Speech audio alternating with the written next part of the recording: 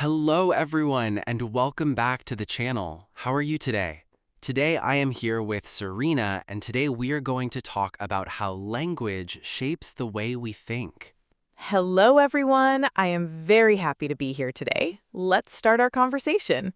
Serena, I have to say this is one of my favorite topics of all time. Mine too, Marcus. I think most people never stop to think about how deeply language affects their mind. Exactly. We just use language every day without questioning it. Right. It is like breathing. You do not think about it, but it is happening every second. Great comparison.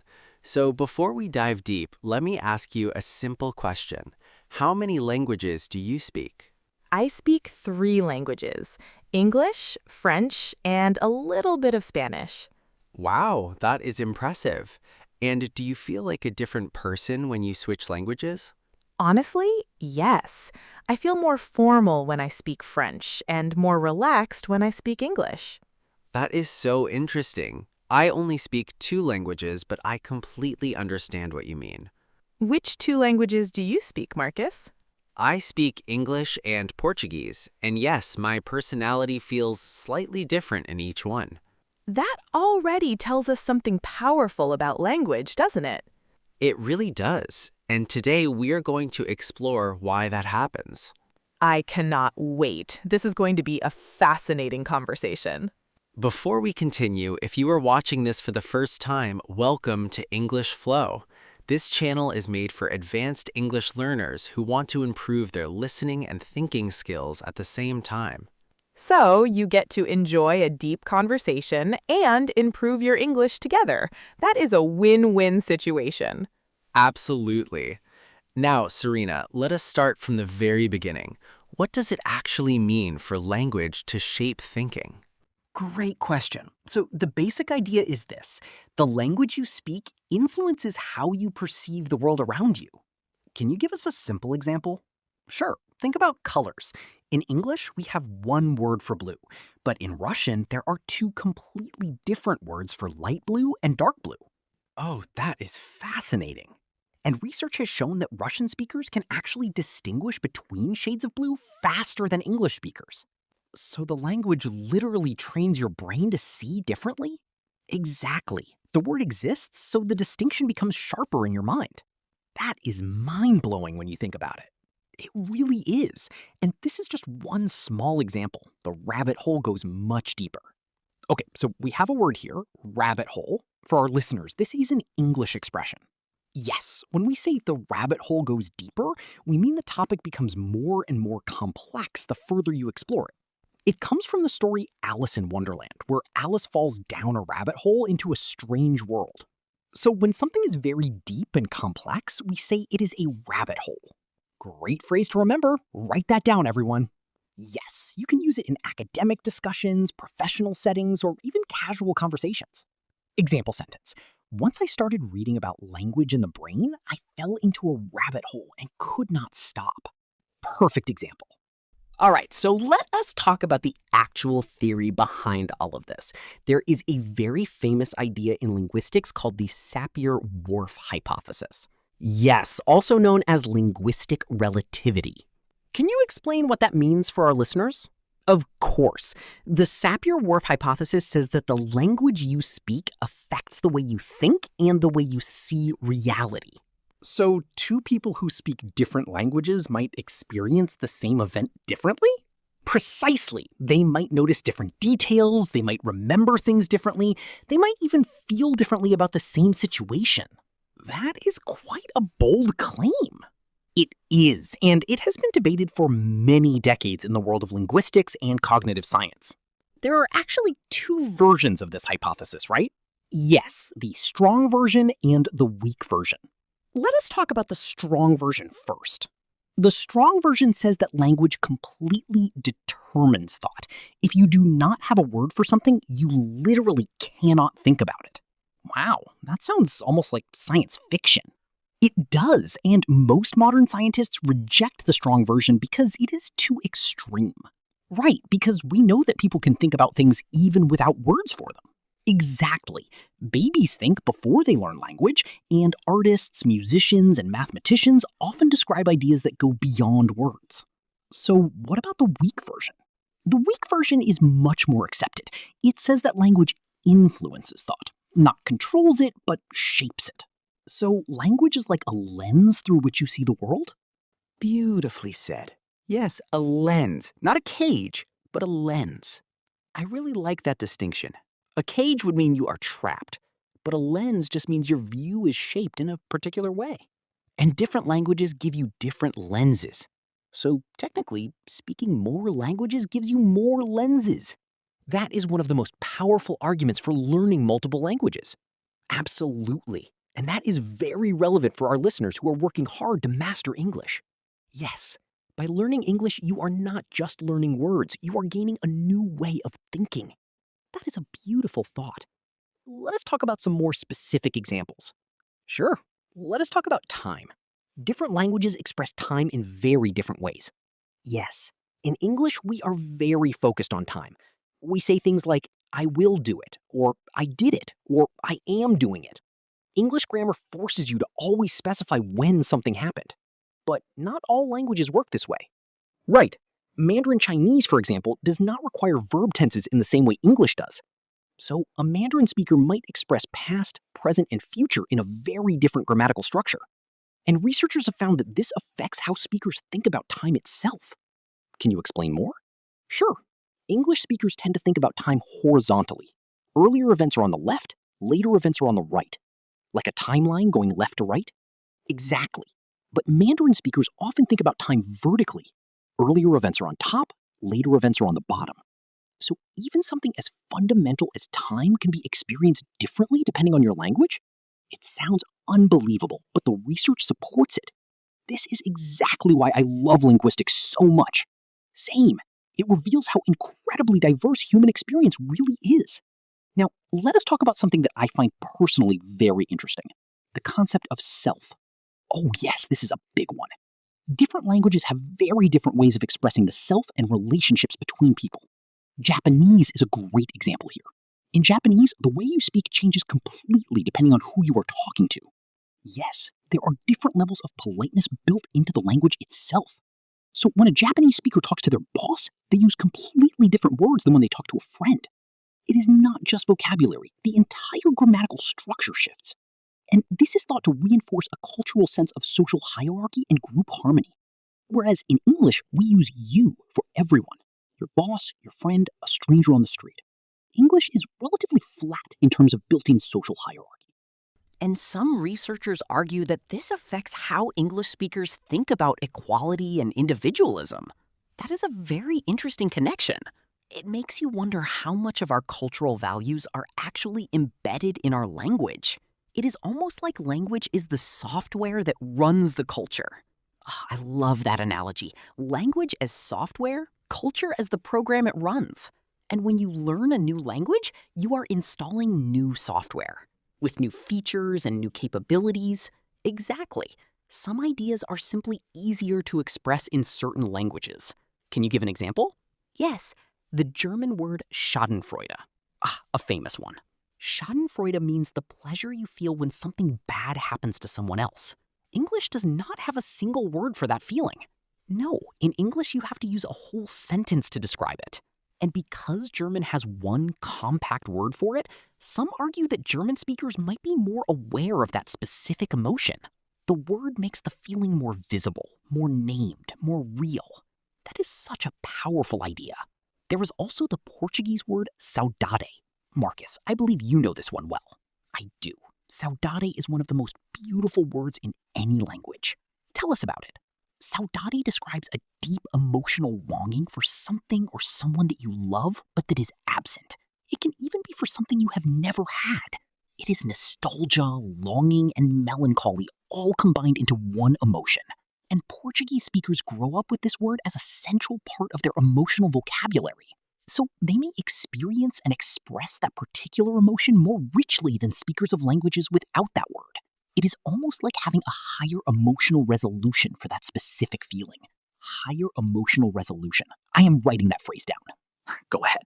So we have talked about color, time, social relationships, and emotions. Language seems to touch every part of human experience. It really does. And I think the more you learn about this, the more you appreciate the value of every language in the world. Which brings up a very sad topic: language extinction. Yes, this is heartbreaking. Currently, linguists estimate that there are about 7,000 languages in the world. And many of them are dying. Some estimates say that one language disappears every 2 weeks. Every 2 weeks, let that sink in. And when a language dies, we do not just lose words. We lose a whole way of seeing the world. A unique lens, as we said earlier. A unique set of concepts, metaphors, and ideas that existed only in that language. It is like burning a library that cannot be rebuilt. That is a powerful image. A library that cannot be rebuilt.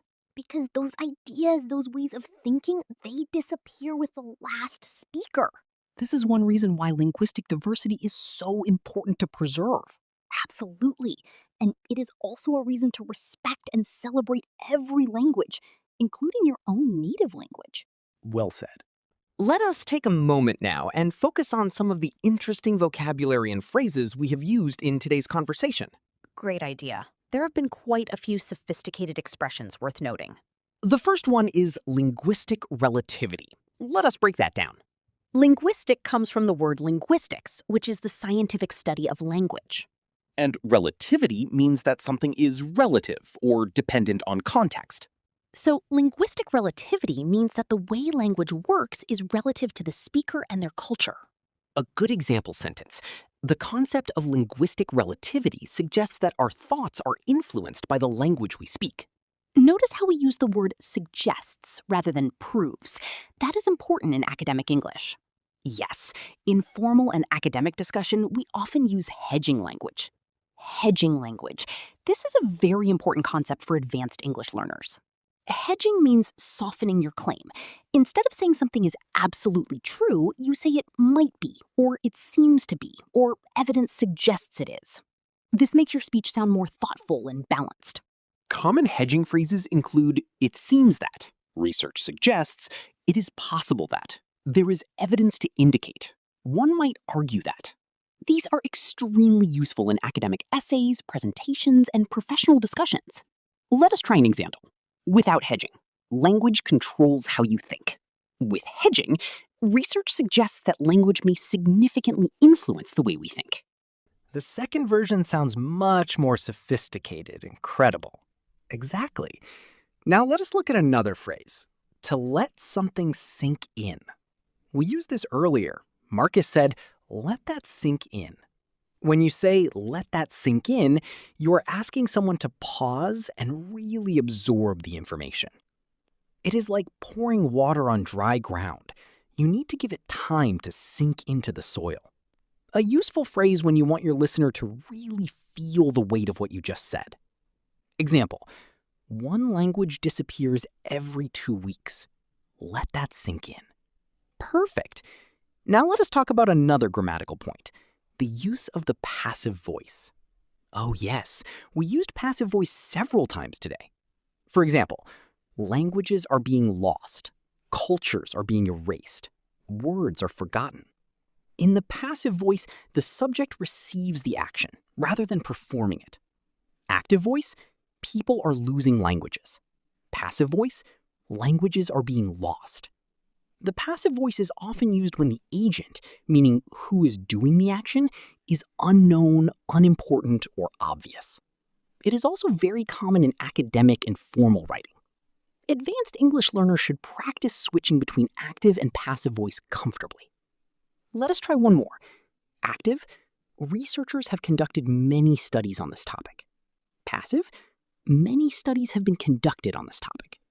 Both are correct, but the passive version focuses on the studies, not the researchers. Great. Now one more vocabulary point. The word cognitive. We said cognitive science earlier. Cognitive means relating to the processes of the mind. Thinking, memory, perception, reasoning. So cognitive science is the scientific study of how the mind works. Related words include cognition, which is the noun, and cognizant, which means being aware of something. Example, she was cognizant of the cultural differences between the two teams. Very useful word in professional and academic contexts. And do not confuse cognitive with emotional. Cognitive relates to thinking. Emotional relates to feelings. Though, of course, the two are deeply connected. As we have seen in today's conversation. All right, we want to stop for a moment and ask you, our listener, a question. Yes, think about your own native language. Is there a word in your language that does not exist in English? A word that describes a feeling, an idea, or a situation that English simply does not have a word for. We would absolutely love to hear from you. Please write your answer in the comments below. Tell us the word, which language it comes from, and what it means. This is going to make such an interesting comment section. It really will. Every language has its hidden treasures, and we want to discover them together. Also, if you are enjoying this conversation and finding it useful for your English learning, please give this video a like and subscribe to English Flow. It really helps us reach more learners around the world. And it tells us that you want more episodes like this one. Now back to the conversation. Serena, let me ask you something personal. Of course. Has learning new languages actually changed the way you think in any noticeable way? Definitely. When I learned French, something shifted in how I think about formality and structure. Can you explain? French has very clear grammatical rules. Gender, agreement, conjugation, everything must be precise and correct. And you feel that has affected your thinking? I think it made me more precise in general, more careful about structure, whether I am writing in French or in English. That is fascinating. The habits of one language bleed into the other. Exactly. And I think Spanish made me more expressive, more comfortable with emotion in communication. Whereas English for me has always felt more direct, more action-oriented. Yes, English is very efficient. Short sentences, clear logic, get to the point. While Portuguese feels more fluid and poetic to me. And that makes sense, given what we know about how language shapes thinking. It is not that one language is better than another. Not at all. They are just different tools for experiencing the world. And the more tools you have, the richer your inner world becomes. That is one of the most powerful reasons to keep learning languages throughout your life. Agreed. Let us talk about one more fascinating angle. The relationship between language and memory. Oh, this is interesting. Research has shown that people tend to remember things differently depending on which language they were thinking in at the time of the experience. So your memory is literally coded in the language you were using. Yes. And when you try to recall the memory in a different language, some nuances can be lost. This is why bilingual people sometimes say that certain memories feel more vivid in one language than another, because the memory was stored in that language's framework. It is remarkable how deeply intertwined language and consciousness really are. Some philosophers have even argued that without language, there is no fully formed self. That is quite an extreme position. It is, but it points to just how central language is to human identity. Language is not just a communication tool. It is part of who we are. Beautifully said. Marcus, what do you think about the future? Will global languages like English eventually replace smaller languages? That is the big question, isn't it? It is a real concern for many communities around the world. English is already the dominant global language of science, business, technology, and diplomacy, which means many people feel pressure to abandon their native language in favor of English. And while English opens many doors, that pressure comes at a real cost. The cost of losing the unique ways of thinking that their native language provided. I think the ideal future is one where English is widely spoken as a second language for global communication, but where native languages are preserved, celebrated, and passed down to the next generation. Multilingualism as the global standard, not monolingualism. Exactly. The goal should not be one world, one language. The goal should be one world, many languages, many perspectives, and a shared language for when we need to communicate across those perspectives. That is a vision I can fully support. Me too. And honestly, it is a vision that our listeners are already living out. Yes, by learning English while keeping your native language, you are doing something incredibly valuable. You are expanding your mind without erasing your roots. That is worth appreciating. Absolutely. Now, one last thing before we wrap up. What advice would you give to advanced English learners who want to use this understanding of language and thought in their own learning journey? Great question. My first piece of advice is to not just learn English words, but learn English thinking patterns. Yes, notice how English organizes ideas, how it structures arguments, how it expresses doubt or certainty. Try to think in English, not just translate from your native language. My advice would be to expose yourself to native English content as much as possible. Podcasts, films, books, conversations.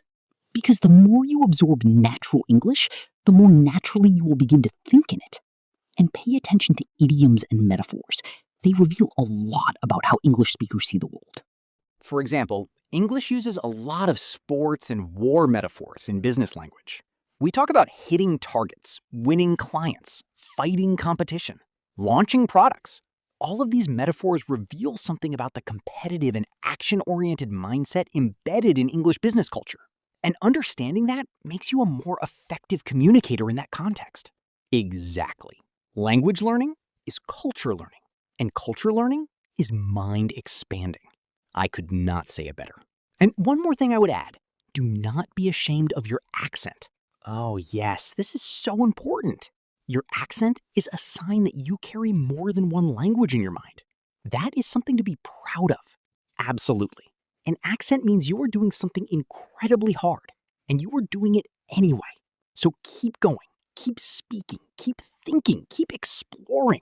Your English is growing every single day, and so is your mind. Wow, what a conversation we have had today. I genuinely could talk about this topic for hours.